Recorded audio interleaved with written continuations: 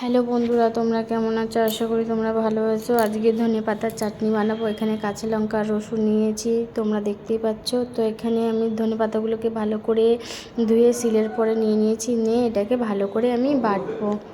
এখানে আমি ভালো করে বেটে নিচ্ছি। দেখো, ধনেপাতা একটু বাটতে অসুবিধা হয়, তো যাদের মিক্সার মেশিন রয়েছে তাদের বাটতে সুবিধা হবে। তো এখানে আমি একটু শিলনোড়ায় বাটছি, শিলনোড়ায় বাটলে খুব ভালো হয়। তো আমার বাটা প্রায় কমপ্লিট হয়ে গেছে। এদিকে লঙ্কা রসুনগুলোকে একটু বেটে নিচ্ছি।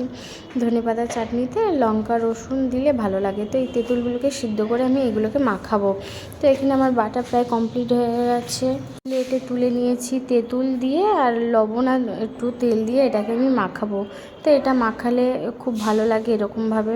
তোমরা হচ্ছে কি তেঁতুলও ব্যবহার করতে পারো। আমি কাঁচা তেঁতুল সিদ্ধ করে মাখাচ্ছি, তো তোমরা এমনি তেঁতুল ব্যবহার করতে পারো, পাকা তেঁতুল। পাকা তেঁতুল দিলে আরও বেশি টকটা ভালো লাগে খেতে। তো এখানে আমি একটু ভালো করে মাখিয়ে নিয়েছিলাম। তো এখানে এই যে প্রায় মাখানো কমপ্লিট হয়ে গেছে। তো এরকমভাবে ট্রাই করলে খুব ভালো লাগে।